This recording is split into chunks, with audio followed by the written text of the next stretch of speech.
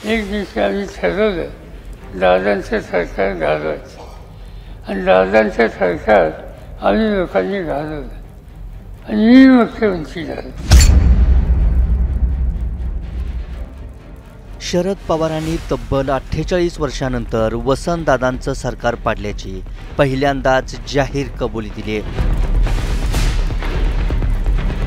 पुण्यात काँग्रेसचे ज्येष्ठ नेते उल्हास पवार यांच्या 81व्या वाढदिवसानिमित्त सत्कार समारंभ आयोजित करण्यात आला होता. यावेळी शरद पवारांनी पोलिसचा प्रयोग, त्यावेळचं राजकारण यावर बोलताना वसंतदादा पाटलांच्या नेतृत्वाखालील काँग्रेसचं सरकार का आणि कसं पाडलं याबाबत गोप्यस्फोट केलाय. असंच आहे, काँग्रेसमध्ये आम्ही होतो, काँग्रेस विभागली, इंदिरा काँग्रेस वेगळी झाली, स्वर्णसिंग काँग्रेस वेगळी झाली, आम्ही लोक स्वर्णसिंग काँग्रेस होते, चव्हाणसाहेब होते, आणखीन लोक होते आणि निवडणूक झाली. निवडणुकीमध्ये स्पष्ट बहुमत मिळालं नाही. काँग्रेसला काही जागा, आम्हालाही काही जागा आणि शेवटी आम्ही एकत्र आलो आणि दादांना मुख्यमंत्री केला. आम्हा लोकांचा, आम्हा तरुणांचा त्यावेळेला काँग्रेस आईवर राग असायचा.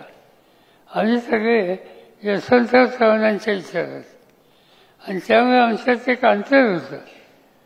दादा हे आम्हा लोकांचे नेते, पण त्याने शेवटी हे दोघंही एकत्र यावेत याचे प्रयत्न सुरू केले आणि त्याला आम्हा लोकांचा विरोध होता.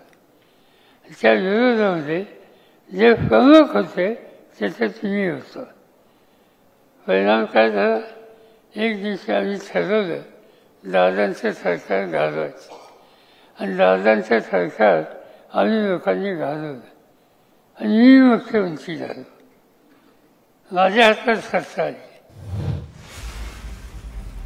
सरकार पाडल्यानंतर वसंतदादांच्या पाठीत खंजीर खुपसला अशी जहरी टीका शरद पवारांवर होऊ लागली. आजही तोच आरोप पवारांच्या विरोधकांकडून वारंवार केला जातो. मात्र शरद पवारांनी सरकार पाडल्यानंतरही वसंतदादांची भूमिका काय होती, वसंतदादांसोबतचं नातं कसं होतं याबाबतचा खुलासा केलाय. त्याच्यानंतर 10 वर्षाच्या नंतर आम्ही सगळे पुन्हा एकत्र आलो आणि राज्याचा मुख्यमंत्री कोण करायचं याची बैठक होती आणि त्या बैठकीमध्ये अनेक लोक होते. रामराव अधिक होते, शिवराव निलंगेकर होते, आणखी अनेक उत्सुक होते. वसंतदादांनी ही बैठक बोलवली आणि त्या बैठकीमध्ये अनेक नावांची चर्चा झाली. दादांनी सांगितलं की आता बाकी कुणाच्या नावाची चर्चा नाही.